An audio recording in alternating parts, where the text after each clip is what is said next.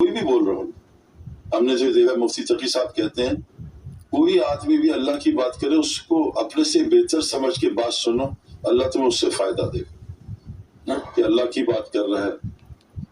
نحن نصلی علی رسول الکریم۔ میرے قابل احترام بزرگوں دوستوں، سارے دنیا کے آپ کو حالات بتائے ہیں، ہر جگہ میڈیا اخبار یہ بتا رہا ہے مسلمانوں کے ساتھ یہ ہوا، مسلمانوں کے ساتھ یہ ہوا۔ اچھا، بہت سارے لوگ اللہ معاف کرے حکمرانوں کو اڑاتے ہیں، کیونکہ میں ایک دنیاوی آدمی ہوں، میرے پاس لوگ آ کے کھل کے بات کرتے ہیں الحمدللہ، تو کبھی وہ حکمرانوں کو اڑاتے ہیں۔ تو میرے دوستو، ہم ان سے کہتے ہیں بتاؤ کہ چلو ملکوں کے حالات خراب ہیں، شہروں کے حالات خراب ہیں، کیا تمہارے گھر کے حالات ٹھیک ہیں؟ تو اس وقت اس کو ان پہ بریک لگ جاتی ہے کہ گھر کے حالات تو واقعی خراب ہیں۔ یہاں میں امریکہ میں 3 مہینے سے پھر رہا ہوں، تو لوگ مجھے اکثر گھر بلا کے اپنے حالات سناتے ہیں، اللہ معاف کرے تو زمین نکل جاتی ہے، کہاں بیٹیاں ہیں کہاں بیٹے ہیں۔ تو حالات جتنے بھی خراب ہیں نا، اللہ فرماتے ہیں ما اصابکم مصیبہ فبما کسبت ایدیکم یعفو عن کثیر، جتنی مصیبتیں تم سب پہ آتی ہیں وہ تمہارے ہاتھوں کی کمائی ہے، یعفو عن کثیر، اللہ تو تمہاری بہت ساری معاف کر دیتا ہے۔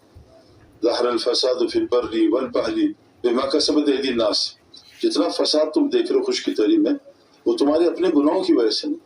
تو میرے دوستو چلو ہم ایک دوسرے کو بلیم کر دیں۔ میں تو پاکستان رہتا ہوں، بھی میں آسٹریلیا سے آ رہا ہوں، ابھی یورپ کا سفر الحمدللہ اللہ نے کرایا۔ حالات سب جگہ خراب ہے۔ ہمارے بزرگ اکثر کہتے ہیں تم ہمیں اعمال بتا دو ہم حالات بتا دیں گے، تم حالات بتا دو ہم اعمال بتا دیں گے۔ اتنی عجیب بات ہے، یہ بات شروع میں عجیب لگتی تھی، لیکن جب اللہ والوں کے ساتھ بیٹھے، علماء کے ساتھ بیٹھے، کہتے ہیں ہمیں حالات بتاؤ، ہم تمہیں بتائیں گے اعمال کون سے۔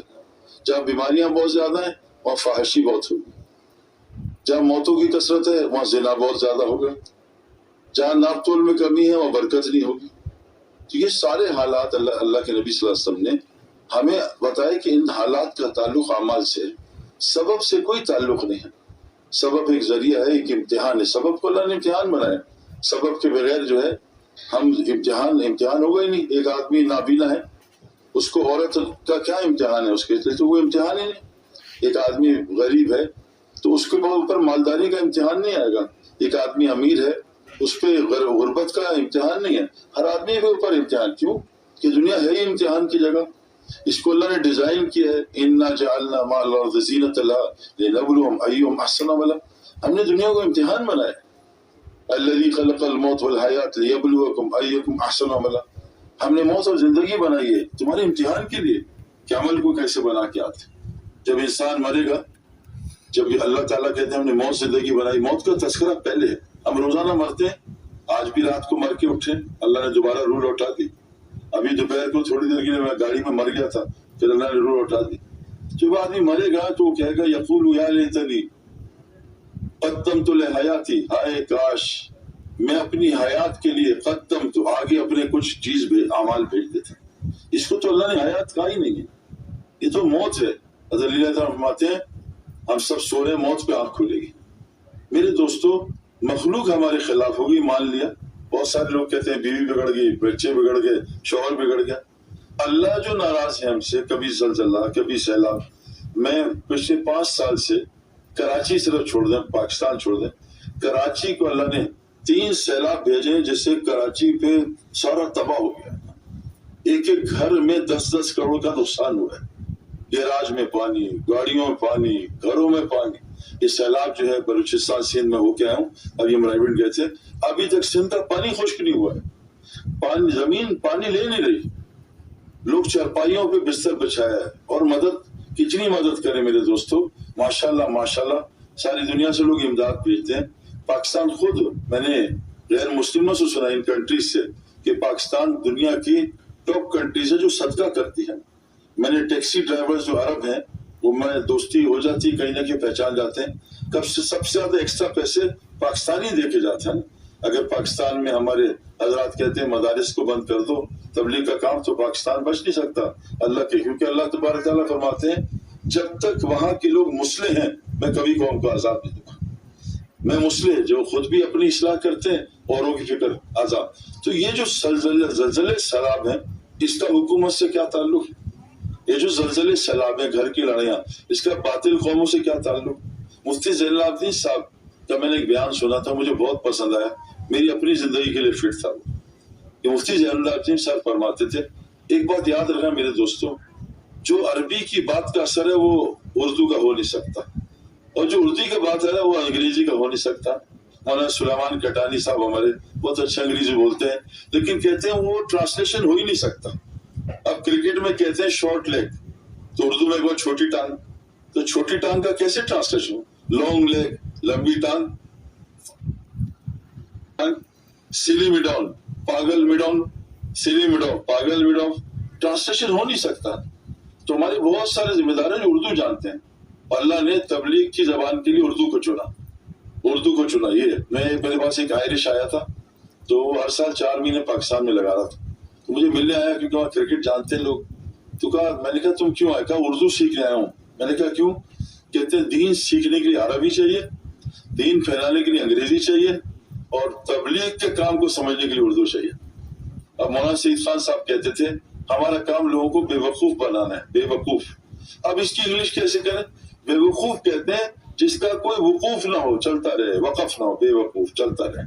کہ ٹھہرا ہوا پانی ناپاک ہوتا ہے، اس میں بدبو آتی ہے، اس میں کیڑے لگتے ہیں، جاری پانی چلتا ہوا یہ پاک ہوتا ہے۔ تو بے وقوف یعنی وقف نہ ہو، چلتا رہے، چلتا رہے، چلتا رہے۔ کیونکہ حضور صلی اللہ علیہ وسلم، اے عائشہ تو میرے ساتھ جنت میں جانا چاہتی ہے، 3 کام کر لینا، اپنی زندگی راہ چلتا مسافر والی بنانا۔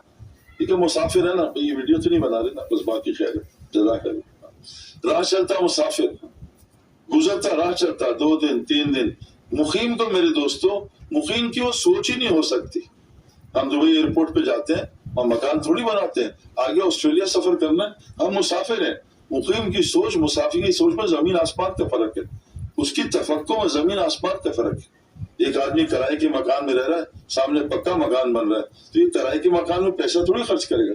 تو زندگی راہ چلتا مسافر زندگی۔ تو میرے دوستوں، مفتی صاحب فرماتے تھے دشمن انسان کا کوئی بھی نہیں ہے، دشمن انسان کا دشمن 4 چیزیں، دال، شین، میم اور نون۔ اگر اس کو دشمن بنا لے، اللہ ساری کائنات کو اس کے لیے مسخر کرتے ہیں۔ اللہ تعالیٰ فرماتے ہیں دیکھو اونٹ کی طرف ہم نے اس کو کیسے بنایا۔ آپ کو تو پتہ نہیں اونٹ ہوتے نہیں، ہم کراچی میں سمندر میں جاتے ہیں، چھوٹا سا بچہ 7 سال کا اونٹ کو رسی پکڑ کے بٹھا لیتا ہے۔ یہ اونٹ تو اتنا طاقتور جانور ہے، اس کو بچے نے کیسے بٹھا لیا، پھر اٹھا لیتا ہے، پھر بٹھا لیتا ہے، اور گرمی سردی کچھ نہیں دیکھتا۔ اللہ تعالیٰ کہتے ہیں دیکھو اونٹ کی طرف کہ کیسے ہم نے اس کو تمہارے لیے مسخر کیا۔ ہمارے ہاں ہم سفاری میں گئے افریقہ میں، تو دیکھا ہم نے ایک سفاری میں دیکھا کہ گائے نے شیر کو لات مار کے اڑا کے پھینکا۔ گائے میں اتنی طاقت ہے، میں نے آنکھوں سے شیر کو اڑتے دیکھا، وہ گئی اور مارا، بھاگ گیا شیر۔ تو ہمارا بچہ گائے سے کھیل رہا ہوتا ہے، اس کے نیچے بیٹھ کے دودھ پی رہا ہوتا ہے۔ تو اللہ کہتے ہیں جیسے گائے اور اونٹ ہم نے تمہارے لیے مسخر کی ہے، ساری کائنات کو تمہارے لیے مسخر کرتے ہیں۔ تم 4 چیزوں کو دشمن بنا لو۔ سب سے پہلی چیز دال، دنیا کی محبت اللہ اور اس کے رسول سے زیادہ، دنیا کی محبت۔ مولوی صاحب بیٹھے ہیں، اگر میں غلط کہوں تو مولوی صاحب بعد میں مجمع میں یہ بات درست کر دیں۔ دنیا کی محبت اللہ نے خود ڈالی۔ اللہ تعالیٰ فرماتے ہیں کہ یہ دنیا مال کے محبوب ہونے کے باوجود، مال کی محبت کے باوجود یہ خرچ کیا کرتے ہیں؟ ذوی القربى والیتامى والمساکین وابن السبیل والسائلین وفی الرقاب۔ مال کی محبت ہے تبھی تو امتحان ہے۔ لن تنالوا البر حتى تنفقوا مما تحبون۔ تم نیکی کے کامل درجے تک نہیں پہنچ سکتے جب تک اپنے پسندیدہ مال کو اللہ کے راستے میں خرچ نہ کرو۔ ہمارا ایک مزاج ہو گیا ہے جو میں اپنے پاس سے نہیں کہہ رہا، میں دیکھو جو بات کرتا ہوں علماء سے تصدیق کر کے، ایک کے پیچھے نہیں، میں ایک بات بھی پڑھتا ہوں 10 علماء سے پوچھتا ہوں آگے کروں، تصدیق کر کے کرتا ہوں۔ ہمارے جو تبلیغ اور علماء ہمارے جو ہیں جس سے یہ سارا کام نظام چلا ہے، درس نظامی، وہاں کے بزرگ کہتے ہیں کہ یہ لوگوں نے، پچھلے لوگوں نے امیروں سے مال لیا اور غریبوں سے وقت لیا۔ اب امیر، میں جس فیلڈ سے آ رہا ہوں وہ کثرت امیر ہے، امیر ہی امیر ہے، اور میرے بڑے دوست ہیں جو وقت لگائے لیکن لگاتے نہیں۔ وہ کہتے ہیں سعید بھائی مجھے اتنے سارے میرے دوست ہیں کہ آپ کا تبلیغ کا سب ہم خرچہ دیں گے، اللہ نے آپ کو لگایا ہوا ہے، ہمارا حصہ ڈل جائے گا۔ لیکن میرے دوستوں ہم سے وقت نہ مانگے. میرے بھائی میرے پاس وقت نہیں. تو مولانا صاحب فرماتے تھے اللہ نے دین کو قربانی سے جوڑا. ملت ابراہیم کیا قربانی؟ جب قربانی ہوگی دین زندہ ہوگا. امیر کی قربانی وقت دینا ہے اور غریب کی مال دینا ہے. تم امیروں سے وقت لو، غریبوں سے مال دیکھو اللہ دنوں میں دین کو کیسے زندہ کرتا ہے. ہماری لیے الٹی چل پڑی. میں اس لیے بتا رہا ہوں کہ میرے بہت سارے دوست ہیں جو مطلب حاجی عبدالوہاب صاحب کے مگر ان سے وہ خود لگائے، خود ان سے وہ مال لگائے. کہ جبھی میں حج کے سفر پہ تھا، ہندوستان کے لوگ آئے، ہم نے آپ کو مال دینا ہے. میں کبھی ہمیں ضرورت نہیں ہے تبلیغ کا کام بغیر مال کا، اپنا جان مال. کیونکہ میرے دوستوں یاد رکھنا اس آدمی کی بات میں اثر نہیں ہوتا. ہمارے ایک امام صاحب تھے لاہور میں، انہوں نے مجھ سے کہا میرا بیٹا اعتکاف میں نشہ کرتا ہے. اعتکاف میں آپ اس کو ٹھیک کر دو، میں چلہ آپ کی جماعت میں لگاؤں گا. مجھے تبلیغ سمجھ نہیں آتی. میں کہا امام صاحب کوشش کرتے ہیں. ہم اس کو رمضان میں کچھ 10-11 مہینے بعد عشرے پہ لے گئے. اس نے داڑھی بھی رکھ لی، نماز بھی پڑھ لی اور نشہ بھی چھوڑ دیا. امام صاحب نے کہا کیا کہا ہے؟ میں کہا کچھ بھی نہیں. کہا کوئی قرآن کی آیت حدیث؟ میں کہا وہ تو آتی نہیں. تو کہا پھر یہ ٹھیک کیسے ہوا؟ میں کہا امام صاحب پچھلے 10 مہینے میں یہ میری اپنی جیب سے 2 لاکھ کے برگر کھا چکا ہے. رات کو دعا کرتا ہوں اللہ اس کو ہدایت دے، ظالم کتنا مال کھائے گا. جب تک اپنا مال نہیں لگے گا دل میں درد نہیں ہوگا. اپنا جان اپنا مال وقت دینے کو تیار نہیں. اچھا غریب کہتے ہیں میں پیسے تو وقت لگوا دو، اس کا بھی وہ اثر نہیں ہوتا میرے دوستوں. تو دنیا وہ ہے، دنیا وہ جو اللہ رسول سے اوپر نکل جائے. اللہ کے نبی صلی اللہ علیہ وسلم کی دعا ہے اے اللہ نے سر کو حبک احب الاشیاء الیہ، تمام اشیاء سے زیادہ مجھے اپنی محبت کو بڑھا دے. حضور صلی اللہ علیہ وسلم کو بچوں سے محبت تھی. آپ اپنے نواسوں کو گلے لگا رہے تھے کہ آدمی نے پوچھا آپ ان سے محبت کرتے ہیں، ان کو بوسہ دیتے ہیں. کہا میں کیا کروں جب اللہ نے تیرے اندر سے محبت نکال دی ہے، تیرے اندر سے رحم نکال دی ہے. تو اللہ نے ہمارے اندر فرمایا اگر یہ 8 چیزیں تمہارے باپ، تمہارے بیویاں، بیٹے، تمہارے جو ہے برادری کنبہ، تمہارے جمع کیے مال، تمہارے گھر اور تمہاری تجارتیں تمہیں اللہ رسول سے زیادہ پیاری ہیں اور اللہ کے راستے میں اللہ کا عذاب کا انتظار کرتے. وہ دنیا جو دین یعنی صحابہ کے بارے میں کہتے ہیں انہوں نے دین کو سامنے رکھ کے دنیا میں لگے. ہم دنیا کو سامنے رکھ کے دین میں لگے. یہ فرق کیسا؟ جتنا وقت ان کا مسجد میں گزرتا تھا ہمارا باہر گزر رہا ہے، جتنا وقت ان کا باہر ہمارا وہ اندر گزر رہا ہے. دنیا کو فَأَمَّا مَنْ طَغَىٰ وَآثَرَ الْحَيَاةَ الدُّنْيَا، جس نے دنیا کو دین پہ ترجیح دی سیدھا آخرت میں نقصان میں چلا جائے. دین کو میرے دوستوں سامنے رکھ کے صحابہ کو جو فخر آیا، صحابہ کے اگر جھوک آئی، انہوں نے اللہ کو دین کو سامنے رکھا. کیوں کہ حضور صلی اللہ علیہ وسلم نے بتایا اس دین کے لیے اللہ نے انبیاء کا قتل ہوا ہے. اس دین کے لیے انبیاء کو آری سے جو ہے وہ شہید کیا گیا.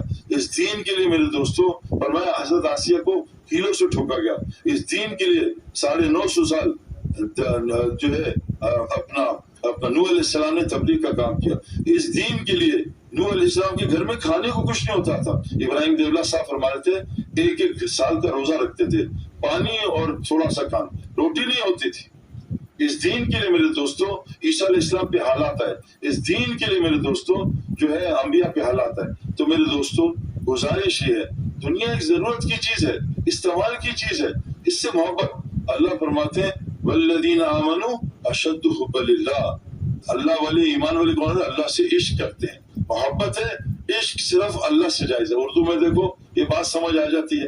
عشق ایک ہوتا ہے وہ اللہ سے جائز ہے، وہ اور کسی سے جائز نہیں ہے. فرمایا جس نے فرمایا حضور صلی اللہ علیہ وسلم فرمایا ایک دفعہ آپ جا رہے تھے، ایک مردہ بکری کچرے سے اٹھائی، مکھیاں بیٹھی تھی، چھوٹے کان والی تھی. فرمایا اس بکری کو 1 دینار میں کون خریدے گا؟ کہ اللہ کے رسول یہ تو بہت گھٹیا ہے، گندی ہے، چھوٹے کانوں والی ہے، اس کو تبھی تو مالک نے پھینکا ہے. فرمایا میرے صحابہ اللہ کے نزدیک اس دنیا کی ویلو اس سے بھی زیادہ گھٹیا ہے نا. فرمایا اگر مجھے ڈرنا ہوتا تمہاری کفر میں جانے کا میں نافرمان کو سونے چاندی کے محلات دیتا. اگر مجھے دنیا کی میرے نزدیک اتنی ویلیو ہوتی مچھر کا پر میں کسی کافر کو ایک پانی کا گھونٹ نہ دیتا. میرے دوستو اللہ کی قسم میں اس دھوکے سے گزر کے آ رہا ہوں. یہ تقدیری ہے، اس کی دوڑ نہ لگاؤ. دنیا کمانی ہے ففروا الی اللہ، نہیں آخرت کمانی ہے اللہ ففروا الی اللہ. دوڑ لگاؤ آخرت کی طرف، دنیا کی دوڑ نہ لگاؤ. اللہ فرما رہے فمشوا فی مناکبہا وکلوا من رزقہ. اگر تلاش کرنا اللہ کا فضل رزق چل کے تلاش کرو. یہ تقدیری ہے، یہ اللہ جس کی کھول دے جس کی چاہے بند کر دے. میں جتنے دنیا کے لوگوں کو جانتا ہوں امیر سب ان پڑھ لوگ ہیں. یہ قرآن بھی امی پہ اترا ہے جو پڑھنا لکھنا جانتے نہیں تھے. دنیا کے جو بڑے بڑے رئیس ہیں انڈیا کے دبئی کے سب سے میرا سلام دعا کرکٹ کے زمانے میں کوئی بھی پڑھا لکھا نہیں اللہ ماشاءاللہ. دنیا تقدیری ہے اس سے محنت کا کوئی تعلق نہیں ہے کوئی تعلق نہیں میرے دوستوں. اس دنیا کو ترجیح نہ دو. دنیا 60-70 سال ہے آخرت ہمیشہ کی ہے. 60-70 سال کرائے کے مکان میں ہم سب کچھ لگا دیں اور وہ دارالقرار اللہ کہہ رہے ہیں وہ دارالقرار وہ ہے قرار ٹھہرنے کی جگہ وہ ہے. یہ تو آج نکل جائے. ہمارا جنید جمشید ہمارے ہاتھوں سے چلا گیا پتہ بھی نہیں چلا. آدھے گھنٹے بعد پتہ چلا اس کا جہاز کریش کر گیا. میرے فون میں 100 آدمیوں کا نمبر میں نے ڈیلیٹ کیا ہے. میں ایک جگہ بیان کر رہا تھا مجھے کیا پتا یہاں 3 نوجوان بیٹھے تھے. میں یہاں گیا وہ نوجوان وہاں گئے. وہ 3 نکلے کسی گاڑی نے ان کو مارا. تینوں انتقال کر گئے. آخری بیان سن رہے تھے پتہ نہیں کون سے. میں نے 2-3 کلپ دیکھے کہ آدمی آخری بیان کرتے انتقال کر گیا. تو میرے دوستوں دنیا کو مقصد نہ بنائے. میں جو دنیا کو مقصد بناتا ہے اللہ اس کے دل کی آنکھ کو اندھا کر دیتے اس کے دل کی آنکھ کو اندھا کر دیتے ہیں. دنیا ایک ضرورت کی چیز ہے جیسے صحابہ نے استعمال کی چھوڑنی نہیں ہے بلکہ حدیث میں آتا ہے مال مومن کے لیے نعمت ہے. اسی مال سے صحابہ جو ہے 10 مبشرہ بن گئے. تو اس کو ایسے استعمال کرنا ہے جیسے اللہ نے استعمال کرنے کا طریقہ بتایا. حضرت محمد صلی اللہ علیہ وسلم کی 23 سالہ زندگی میں آپ نے دنیا کے بارے میں سوچا نہیں ہے جہاں ہمارے 24 گھنٹے لگے.